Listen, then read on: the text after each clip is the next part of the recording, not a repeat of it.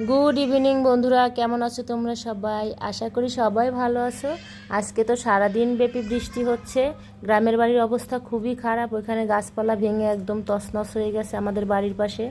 তারপর আমাদেরও অনেকগুলো গাছ ভেঙে গেছে, আর বাড়িঘরের অবস্থাও খুবই খারাপ হয়ে আছে। আর এখন হচ্ছে আশেপাশেও জল জমে গেছে। ঢাকার অবস্থাও খারাপ, ঢাকাতেও তো সারাদিন ব্যাপী বৃষ্টি, বাতাস, ঝড়।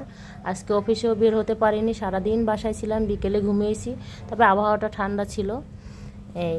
আর এখনও বাইরে ঝুমঝুম করে বৃষ্টি হচ্ছে। তো এখন হচ্ছে সন্ধ্যা হয়ে যাচ্ছে, সবারই খিদে লেগেছে, ঘুম থেকে উঠেছি। আদ্রিতেও বলতেছিল মা কী খাবো, কিন্তু বাইরে তো যাওয়া যাবে না, কোনো খাবারও আনা যাবে না, একটানা বৃষ্টি, বাতাস, ঝড়।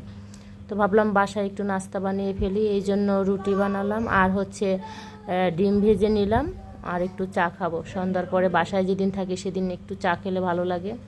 আগে দুধ চা খেতাম, কিন্তু এখন দুধ চা খাওয়া বারণ। তারপরও যদি বাইরে চা খাই, অনেক সময় লুকিয়ে ঝুঁকিয়ে খাই যাতে বাসায় না জানে। বাসায় জানলে আবার বকাবকি করে, দুধ চা খাও, গ্যাস ফ্যাক্টরি তৈরি করেছো এমনিতেই এই। তো এই জন্য লাল চাটাই বেশি খাওয়া হয়। তো সন্ধ্যাবেলা এই কি তোমাদের সাথে একটু কথা বললাম। সবাই কেমন আছো কমেন্ট বক্সে জানাই দিও, আর কোথায় কোথায় এখন বৃষ্টি হচ্ছে সেটাও জানাইও।